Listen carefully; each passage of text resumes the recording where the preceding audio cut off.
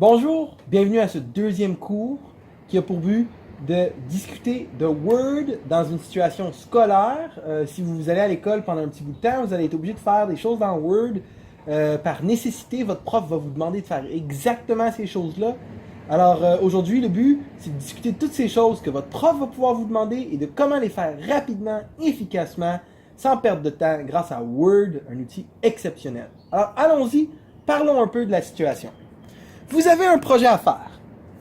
Ok, pour parler d'un projet simple, vous faites un projet sur les bénéfices des fruits et des légumes, ok, par rapport à la santé.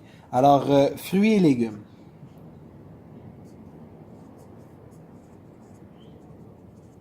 Ok, fruits et légumes, tu fais le projet. Ton projet, il y a plusieurs pages. Les trois premières pages, ils parlent de fruits et de sous-catégories de fruits, en particulier les kiwis et les fraises. Et finalement, rendu à la quatrième page, vous commencez à parler de légumes. Et dans les légumes, vous parlez principalement de salade. Ça, c'est dans la première page. Et dans la deuxième page, une petite section sur les carottes. Et ensuite, votre document se termine. C'est la fin. Alors là, vous avez fait votre document, vous l'avez tout tapé, vous l'avez tout écrit, et vous l'avez dans Word, il est beau, et il fonctionne. Maintenant, comment est-ce que tu prends ton document Word et tu fais les besoins qu'on a? Alors, c'est quoi les besoins qu'on a? Alors, je ne sais pas quel marqueur qui paraît bien ici, mais il y aura deux nouvelles pages nécessaires en haut. La première sera la page titre, puis la deuxième sera la table des matières.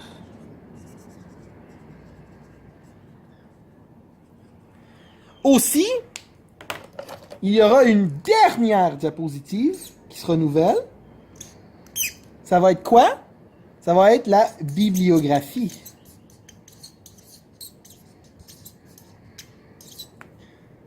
Alors là, ça c'est bon. Vous comprenez qu'il y aura une page titre, une table des matières, une bibliographie. Mais dans chacune des pages de mon document, là, j'aurai du texte. Comme ça. Mais je veux peut-être avoir quoi en bas? Le numéro de page? Quoi d'autre qui serait super utile, autre que le numéro de page?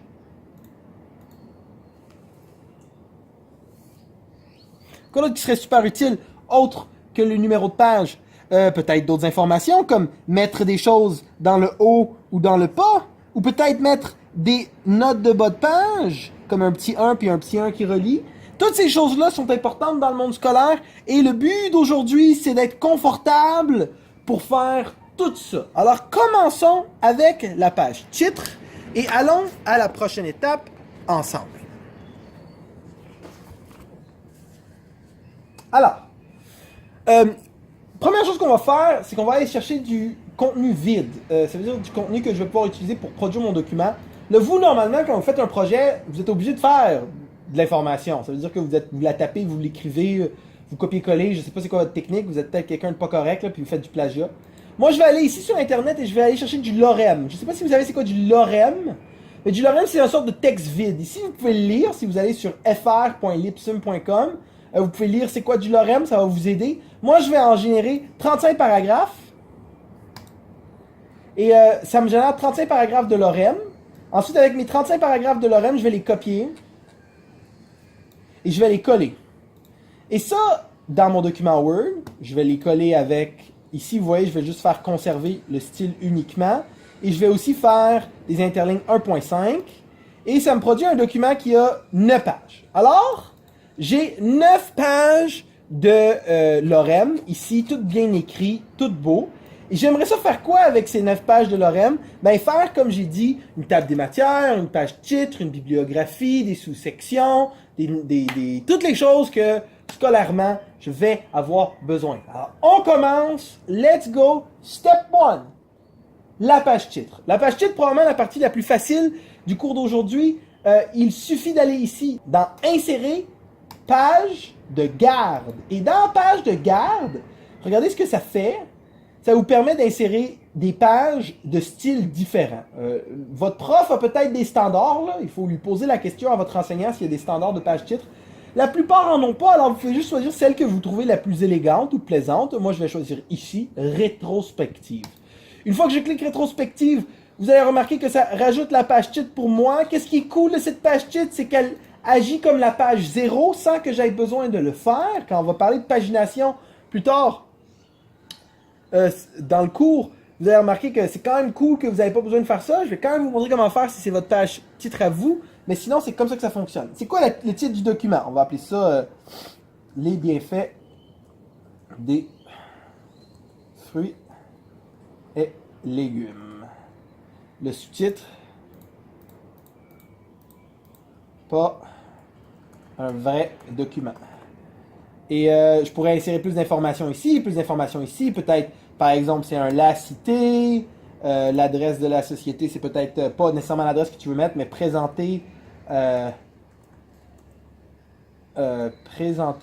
à James Dupuis Howard, une sorte de choses comme ça.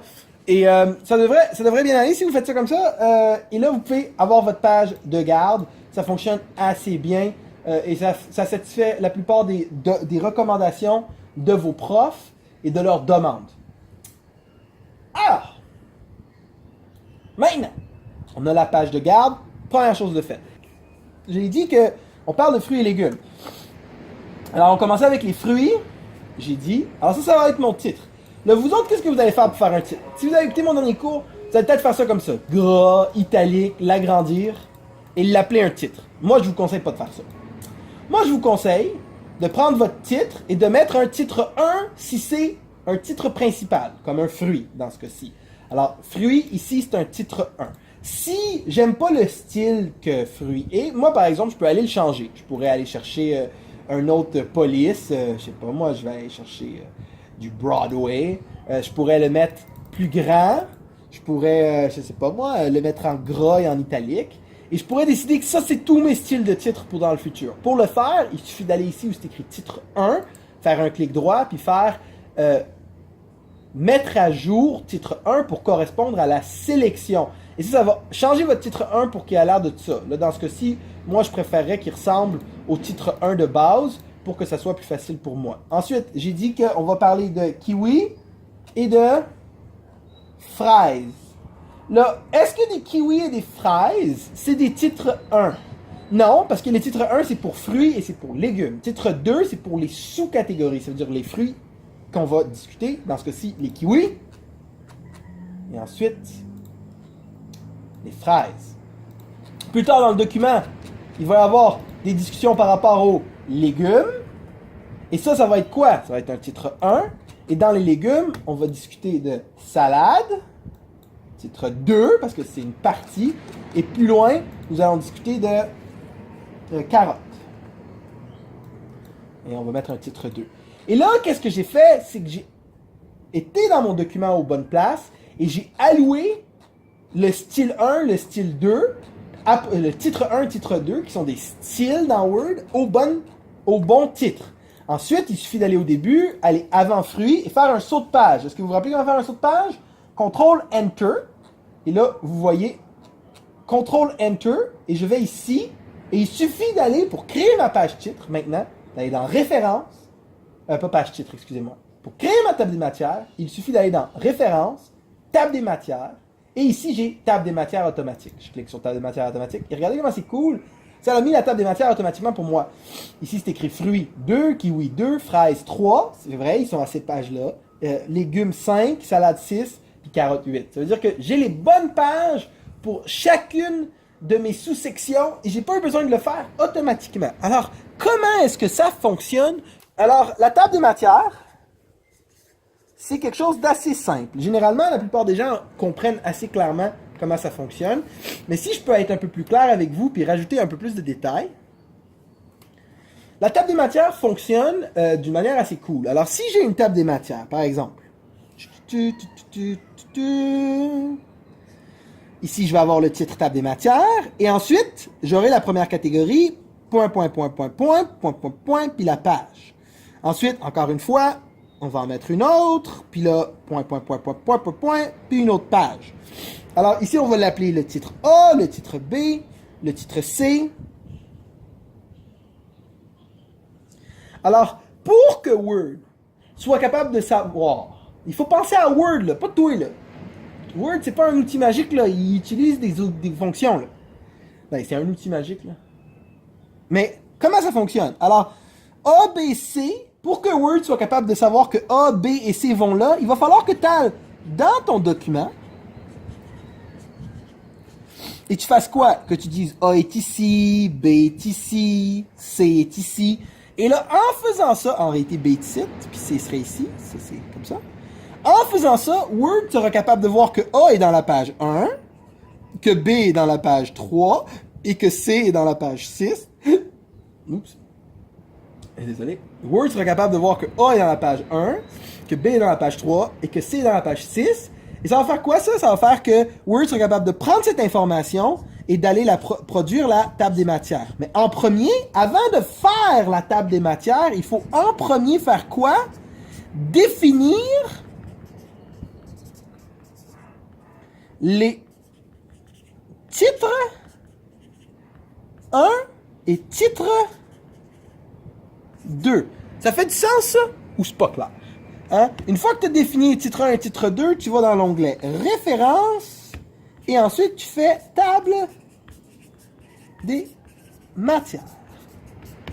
Et ça fonctionne. Bing, bang, boom. Tu as réglé le problème. Alors, c'est comme ça que ça fonctionne, les tables des matières dans Word. J'espère que c'est clair et que vous comprenez. Prochain sujet de conversation après les tables des matières, c'est discuter des styles, parce que là, on les a utilisés. Mais peut-être que les styles, et là, ici, on va mettre kiwi, mais on va aussi en créer un autre. Là, on va créer, je sais pas moi, banane. Tiens. Puis banane, c'est un fruit aussi. On va aller le mettre en titre 2, parce que c'est un sous-fruit. Et là, vous aimez peut-être pas le style, vous peut-être pas très avancé, vous aimez ça plus gros, plus beau, plus clair. Mais dans Création, il y a une série de styles prédéfinis dans Word que vous pouvez choisir.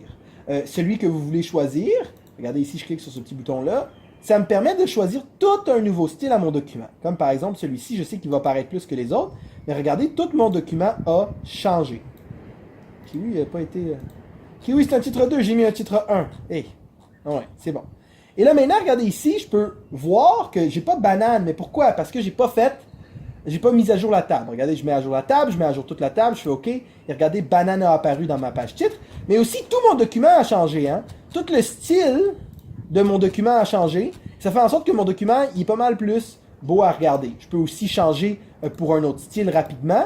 Et ça fait en sorte maintenant que vous voyez, le document, il a l'air très différent et très rapidement. Si vous n'aimez pas les couleurs, il y a le bouton couleur, ça vous permet de changer les couleurs de votre document, incluant le titre. Vous regardez, ça va même changer la page titre.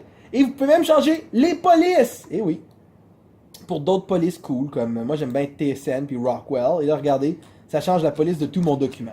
Alors, j'ai été capable de faire un document rapide, concis, consistant dans son design et tout en même temps beau, avec une table de matière et une page titre. Tchac, tchac! Et ça n'a pas pris de temps. Ça a été efficace. On va dire que je prends ce style-là, par exemple, et j'aime pas, je les trouve trop petits, mes titres 1 puis mes titres 2. Alors, je vais prendre fruit, par exemple, et regardez, je l'agrandis, comme ça. Je l'ai agrandi, et là, qu'est-ce que je vais faire? C'est que je vais faire un clic droit sur titre 1, et je vais faire mettre à jour titre pour que ça corresponde à la sélection. Je fais ça, et regardez, titre s'est ajusté. La question maintenant, c'est est-ce que le titre que j'avais mis légumes, il est aussi plus grand? Oui. C'est-à-dire qu'en modifiant un, je les ai modifié toute la gang. Alors, maintenant, j'ai kiwi, banane, j'ai toutes ces choses-là. J'aimerais changer toute la gang. Je vais aller sur fraise, c'est pas important, et je vais l'agrandir, et je vais changer sa couleur à vert. Et là, qu'est-ce que je vais faire? Je vais aller ici sur titre 1, et je vais faire quoi? Je vais faire mettre à jour titre 2, pas titre 1, titre 2, pour correspondre à la sélection. Et là, tous mes titres 2 vont ressembler à ça. Allons voir si les autres ressemblent à ça. Légumes, c'est bon. Regarde, salade, ça a changé. Carotte, ça a changé. Si je monte en haut, banane a changé. Kiwi a changé. Alors, les styles, c'est cool parce que ça fait en sorte que, mettons que tu as beaucoup de titres. Si tu veux toutes les modifier, tu n'as pas besoin d'aller faire un à la fois. Tu peux toutes les faire d'un coup. Ça va beaucoup plus vite. J'espère que ça t'encourage à utiliser les styles selon moi, ça devrait être clair pour qu'est-ce qui est de la page titre, des styles et de la table des matières. C'est tout. Prochain sujet de conversation qui est quand même pas mal important, c'est la bibliographie. Alors la bibliographie, c'est généralement fait à la fin d'un document. Une fois que tu as terminé ton document, tu fais un saut de page, et la dernière chose dans ton document sera ta bibliographie. La bibliographie, c'est important parce qu'on n'a pas le droit de plagier, il faut écrire des choses originales, et il faut faire ses devoirs par soi-même. Et si vous avez fait des sources, ça veut dire que si vous avez cité des parties, vous devez le mettre dans votre bibliographie. Vous savez peut-être pas comment mettre une source. Moi, des fois, les gens, ils font des bibliographies comme ça. Ils écrivent bibliographie, et ils écrivent un peu n'importe quoi. Ils vont juste mettre l'URL du site web. Si, par exemple, ils veulent mettre mon Lipsum, ils vont le prendre, ils vont juste le coller ici, et ils vont mettre Lipsum comme ça. Moi, personnellement, je sais pas. Je pense pas que c'est une manière efficace de faire une bibliographie. Je vous conseille de suivre les standards bibliographiques. Et pour faire cela, ça pourrait être un peu difficile. Les standards bibliographiques peuvent être complexes. Moi, je les ai vraiment trouvés durs quand je les ai faits à l'école. Il faut surligner la bonne affaire, il faut mettre le point à la bonne affaire, il faut mettre une virgule à la bonne affaire, il faut mettre des parenthèses à la bonne affaire. Il y a des gens, ils sont vraiment, vraiment bons. Mais vous savez qui est vraiment bon à faire des bibliographies? Pas moi, Word! Word il est vraiment bon à faire des bibliographies. Il fait une vraiment belle job. Alors, comment est-ce qu'on fait une bibliographie dans Word? Alors, avant de se rendre à Word et de la bibliographie dans Word, j'aimerais juste parler rapidement de comment on fait une bibliographie sur papier, question qu'on ait une idée de c'est quoi vraiment une bibliographie. Alors, j'ai fini mon document sur les fruits et légumes. Et je suis rendu à la fin et je veux faire une bibliographie. Et j'ai utilisé un document pour faire cette bibliographie. J'ai utilisé ce livre qui s'appelle A Passion for Bread, qui est un livre que j'adore, de Lionel Vatinet, qui parle de pain. J'adore faire du pain. Si un jour vous faites un cours avec moi, peut-être je vais vous faire du pain, je vais vous l'amener en classe. Mais A Passion for Bread, c'est un livre qui a de l'information, mais moi, dans ma biblio, j'aimerais la mettre. Alors, je suis pas trop sûr comment le faire à la main, mais je vais faire de mon mieux. Généralement, c'est comme Lionel, Vatinet, point. Ça, c'est parce que il faut mettre le nom de famille, le prénom, virgule, le nom de famille, point. Ou c'est peut-être l'inverse, je suis pas sûr. Ensuite, c'est le titre souligné ou en italique. Fait que A Passion for Bread.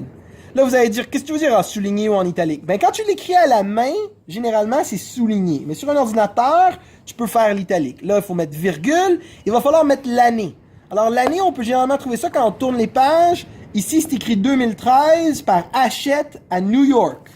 Alors, ça va être 2013, point, Hachette, point ou virgule New York, je pense. J'ai pas raison, ça dépend du style bibliographique. Mais une bibliographie, ça devrait ressembler à ça. Là, toi, si tu veux pas te rappeler du fait qu'il faut mettre un virgule, un point et tout ça, Word s'occupe de tout ça pour toi. Alors, on est rendu à l'étape à aller dans Word et essayer de faire une bibliographie pour notre livre A Passion for Bread. Ça devrait pas être super difficile de le faire. Allons-y. Alors, dans Word, l'outil bibliographique se trouve dans la page référence. Ok, alors j'arrive dans référence. Et ici, il y a la section citation et bibliographie. Vraiment une belle section. La section gérer les sources, c'est là où il faut aller pour créer une nouvelle source pour notre projet. Alors, c'est une nouvelle source que je vais utiliser. Alors, je vais aller dans gérer les sources.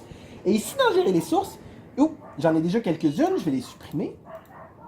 J'en crée une nouvelle. Ok, parce qu'ici, vous voyez, il y a un bouton nouveau. Je peux créer une nouvelle source. Il y en avait quelques-unes, vous voyez, mais il n'y en avait aucune dans la liste active. Ça veut dire dans mon document versus tous ceux que j'ai utilisés dans le passé. Alors, je vais créer nouveau. Et ici, il me demande le type de source. Des fois, c'est des ouvrages. Des fois, c'est des sections. Des fois, c'est des comptes rendus, des rapports, des sites web, des documents, des sources électroniques. Il faut choisir la bonne type de source. Dans ce cas-ci, c'est un ouvrage. L'auteur, c'est Lionel Vatinet. Le titre, A Passion for Bread. L'année 2013. La ville New York. Et la maison d'édition, c'était Hachette. Là, j'ai tout fait ça, j'ai juste rempli comme ça. Regardez comment c'est plus facile, j'ai pas besoin de savoir qu'est-ce qui prend les soulignés, qu'est-ce qui prend ci, qu'est-ce qui prend ça. Fini ces histoires-là. Je fais juste OK. Et là, regardez, ça l'a mis là, ça l'a mis là. Je fais fermer. Et si je veux voir la bibliographie avec mes sources, c'est très simple. Il suffit d'aller faire bibliographie, puis choisir une bibliographie. Dans ce cas-ci, je peux prendre la première et regarder, cool, j'ai une bibliographie et j'ai la première référence. Considérons que je veux mettre une deuxième référence qui vient d'Internet. Par exemple, je voudrais citer ce site-là, Lorem Ipsum, là, que j'ai utilisé pour le contenu texte. Alors, je vais faire gérer les sources et je vais rajouter une nouvelle source et celle-ci va être un site web. Check ça, j'ai créé un site web. Wow! Des fois, il y en a qu'on n'a pas l'information, on ne sait pas. Alors là, moi, si je vais sur mon site de l'Ipsum comme ça, là, et j'essaie de trouver, là, il n'y a pas ben de contenu, là, pour être honnête. J'arrive ici, l'ipsum.com, je pose des questions, je vois, il y a Anthony Nelson. Ça, c'est bon, j'ai l'auteur. Alors, je peux aller chercher l'auteur, le mettre ici. J'ai copié-collé. Le nom de la page web, c'est l'ipsum.com. L'année, est-ce qu'il y a l'année? Non, il n'y a pas l'année. Je vois pas l'année, non. C'est sûr que l'année, on va juste considérer que c'est cette année, 2018. Le mois et le jour, j'en ai pas. Mais l'année de consultation, ça c'est parfait. C'est exactement en ce moment. C'est exactement en ce moment. Moi, je l'ai consulté.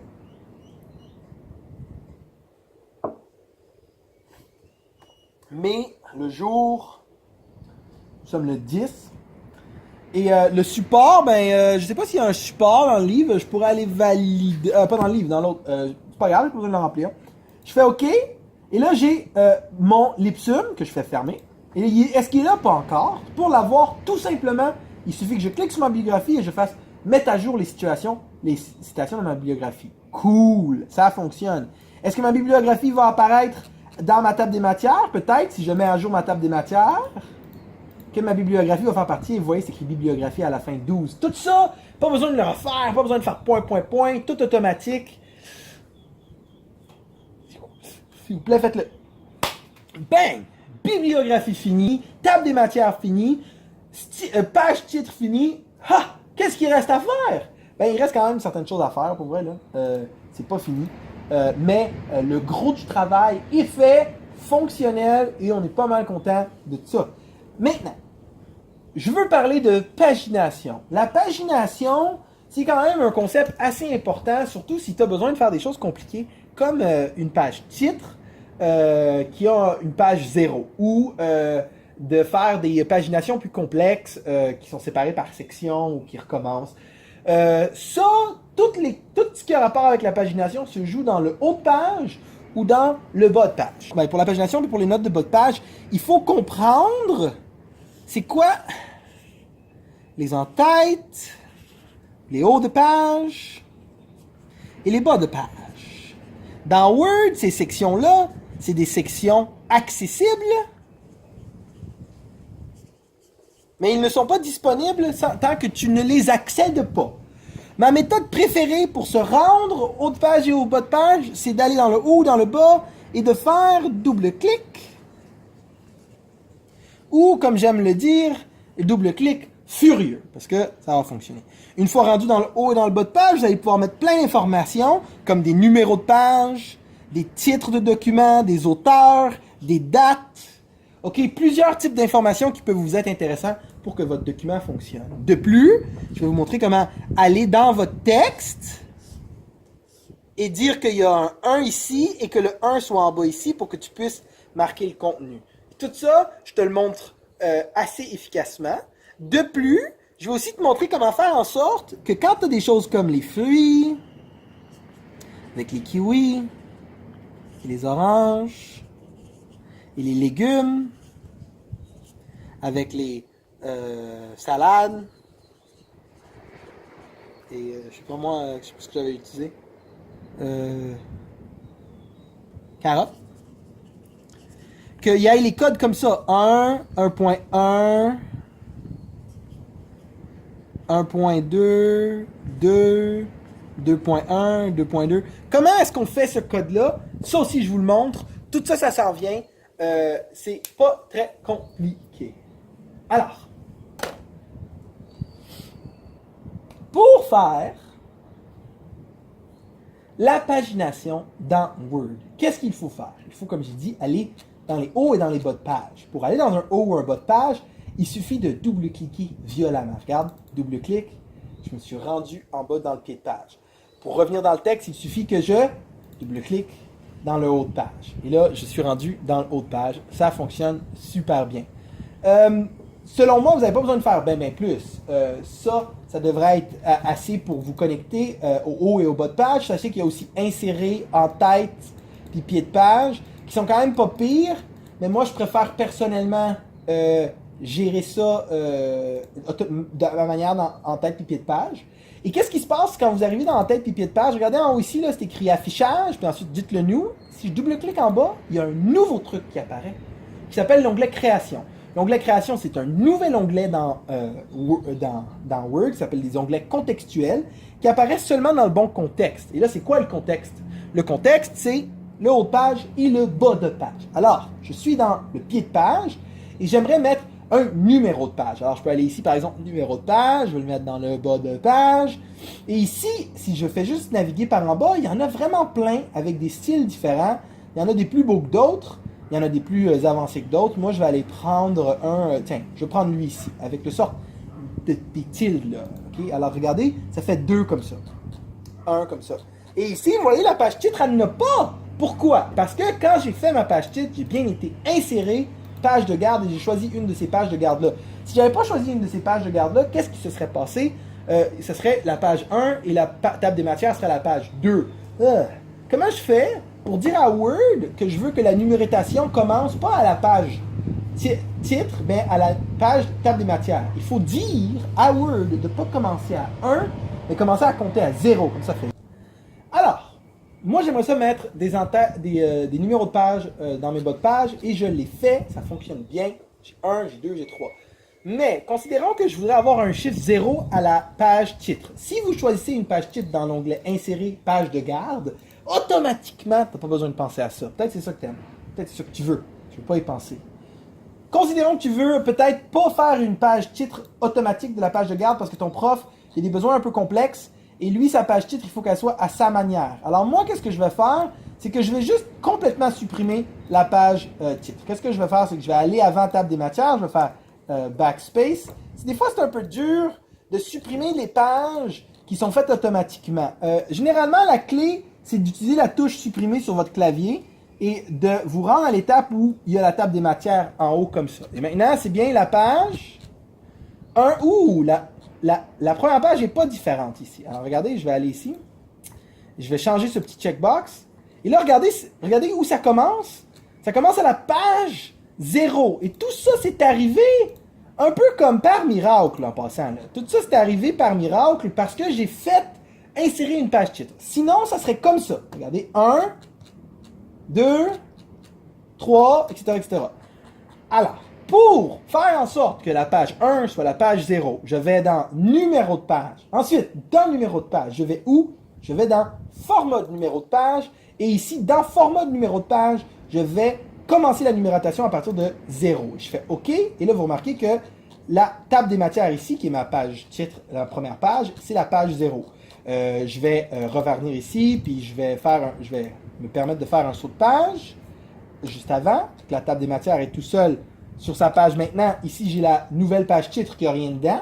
Mais je vois encore 0. C'est un peu frustrant. Alors, pour faire disparaître le 0, je double-clique ici. Et regardez ici, il y a un bouton qui s'appelle Première page différente. Ça va faire en sorte que le 0 disparaît. Et là, maintenant, tu as seulement que la page première vide. Et l'autre page, elle a le 1, le 2, le 3. Super confortable. C'est comme ça que tu fais en sorte que ta numérotation, que ta pagination soit différente sur la page 1 et qu'elle se continue différemment à travers ton document. J'espère que c'est clair et que ça fait du sens et que vous trouvez ça efficace. Alors ça, c'est pour la pagination. Ça arrive aussi dans le monde de Word qu'on veut faire d'autres choses. Comme par exemple, en haut, on voudrait peut-être mettre un titre. Alors vous pouvez tout simplement mettre un titre. Si vous vous rappelez de mon cours sur la tabulation, regardez en haut ici, quand vous êtes dans les hauts de page, dans les en-têtes, vous remarquez qu'il y a une tabulation exactement à 16.5, il y a 8.25 et une tabulation à 16.5. Ça veut dire qu'il y en a une au milieu et une à la fin. Et ça permet, avec la touche Tab, de confortablement aligner des choses au milieu, à droite. Alors peut-être ici, je veux mettre mon nom, comme James Dupuis. Au centre, j'aimerais mettre le nom du document, ou peut-être analyse, ou quelque chose comme ça. Analyse, fruits, légumes. Et de l'autre côté, on va mettre la date, 2018. Ou peut-être qu'on va mettre la date avec le bouton insérer. Et ici, il y a un bouton date. C'est lui ici. On ne le voit pas très bien, mais c'est lui, date. Et là, je peux choisir comment je veux ma date. Je la veux comme ça. Je fais OK et ça l'insère la date. Et là, bam, j'ai la date, j'ai le titre. Et ils sont tous bien alignés grâce à la tabulation. Et celle-là, je ne l'ai pas faite. Elle a été préfaite dans Word pour que tu dans les hauts de page et les bas de page automatiquement. Ça fonctionne comme ça. Alors, vous avez réussi à faire ça. Peut-être que ici, j'ai une note de bas de page à faire après ce mot-là, lacus. Comme ça, alors là, je vais me mettre une note de bas de page. Super facile de mettre des notes de bas de page. Je vais dans Références, je clique Insérer une note de bas de page. Regardez, il y a mis un petit 1 ici. Et un petit 1 ici. Et je peux détailler l'information. Je peux aussi mettre une citation, si je veux, comme Lionel Vatinet. Et là, c'est écrit Vatinet. Détail, Vatinet. Et ça fonctionne, j'ai un 1. Si je vais avant, là, et je mets un autre, est-ce que lui va être 1 et l'autre va devenir 2? Non, Word est plus intelligent que ça. Regardez, j'ai mis un 1, et là, lui est devenu le 1, et lui est devenu le 2 maintenant. Et regardez, ici, ça s'est ajusté. Là, je pourrais mettre encore détail. Je sais pas si je l'ai bien écrit, oui. Et je pourrais insérer une autre citation ici, comme Anthony Nelzin. Et là, ça me permet de mettre des notes de bas de page super confortables. J'aime bien ça. Sachez qu'il n'y a pas que des notes de bas de page, il y a aussi des notes de fin de documents.